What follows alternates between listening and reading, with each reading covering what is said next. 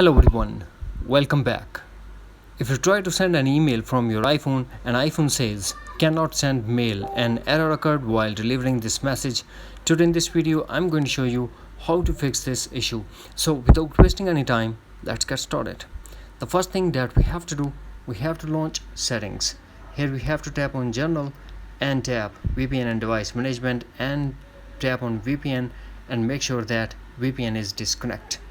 Next, go back to General, tap on iPhone storage, find and tap on Mail and Offload app. After Offload app, force close all the app that are running in the background, launch App Store and re-download the mail.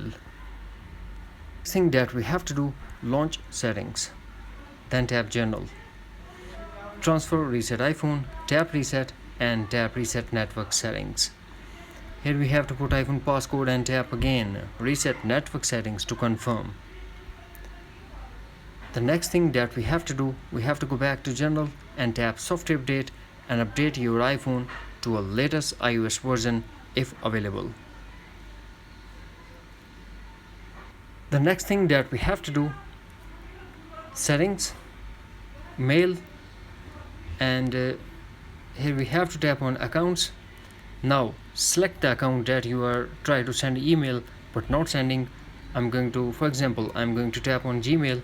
Now tap delete account. After that, delete from my iPhone to confirm.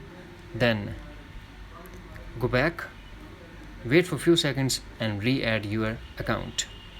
The final thing that we have to do, under mail we have to turn off undo send delay.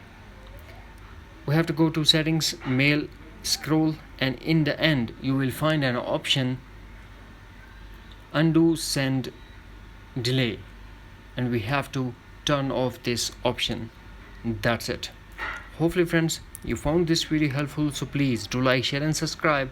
Thanks for watching. Take care. Bye bye.